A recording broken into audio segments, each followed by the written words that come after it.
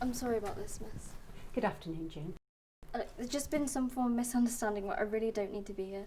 I think I'll be the one deciding that. Just give me a moment to finish this. If you could take a seat. If you just let me go, I can be out of your hair and... June, sit down so I can get this sorted. No.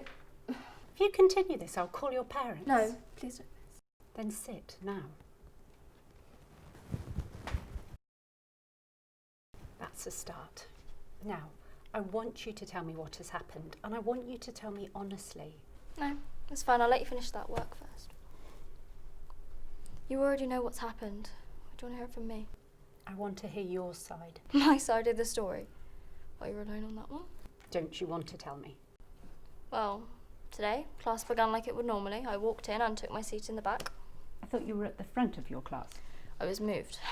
Then I spot Michael at the front seating himself next to Rosie. I even had the pleasure of hearing their oh-so-romantic conversation. You feeling right today, Rosie? Fine, thank you. Why do you ask? She didn't even glance at him. It's just you seem a bit tired. No makeup. You don't want to look like frumpy back there, do you? I'm listening. Then he walks in. Mr. Phillips. Yes, I know you think he gives you a hard time. I'm sure. So I just sit there, ready to work, because that's all I wanted to do. That's all I ever wanted to do. And then he just starts monologuing. Caesar did this, Mark Antony did that. So I just sat there and took my notes, because I didn't have much else. Despite the fact that everybody in that room knew these facts better than the back of their hands, I was hoping we could move on to something better. And then he announces that since we'd gone over all the necessary stuff, we could spend some time discussing what Cleopatra was best known for. And I was relieved. Well, at first anyway. She's great, she really is. And the shouting began. Answers just thrown across the room like a flood or a hurricane. Her dresses shouted Rosie, her eyes yelled another, and her beard cried a third. I'd had enough, so I threw my hat into the ring. Don't you think there's more to her than her appearance and her demeanour? And then the whispering began, and I don't even know why they bothered, because it still pierced my ears. Why is she so weird?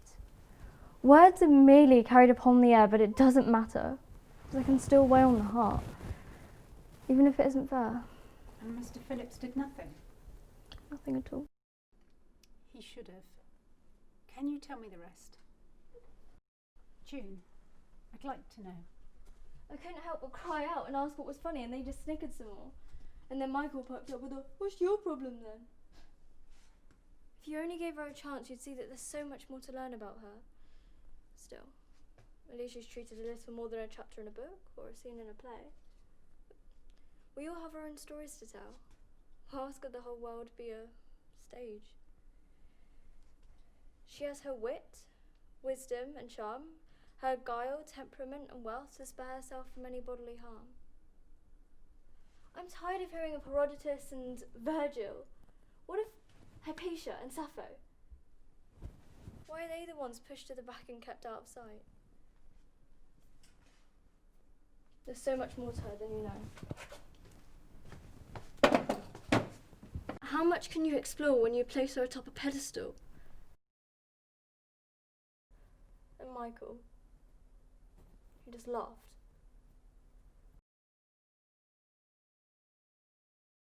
You know, she ended up alone. He was right, to be fair, but I still didn't know what to say. I must have seemed like an idiot just standing there. It's fine, June, just sit down. I couldn't stand her any longer. I was sick of behaving, all of the formalities and how the pretty words rang, so if I was to play the monster, it was better to bare my fangs. So I turned to Rosie. They'll never really listen to you. You know why? Because all you are is a mere feast for their eyes. I can still see it, all their smirking and giggling. Michael's smirk was practically begging for the pen that I threw at him. And after all that, Mr. Phillips finally spoke up. But instead of coming to my aid, he yelled, "Sit down," at me. I just stood there, frozen from misbelief. He said I was making a fool of myself. Was that when you ran out? I understand. I know what it's like to feel outnumbered. You know, my mum said this college was going to be good for me. And it was, but for a time. I even made a friend, but I don't think anyone really liked being around me, and it didn't matter, because I always preferred reading over chatting. People are far more likeable in prose than they are in person. I don't think so. No? No, Why? I think you're likeable. She never really liked me much anyway. Who? Rosie. I'm sorry. Hmm? I'm sorry your friendship didn't last. And then I ran out. And I don't even think she was looking, probably smirking or giggling like the rest. She had her head down, actually. So I couldn't really tell. Should I? Go and apologise. Yes, I think you should. I think that would be best for both of you. You know, June, not everyone is against you. If you gave people more of a chance, I think you'd find you have more in common than you think.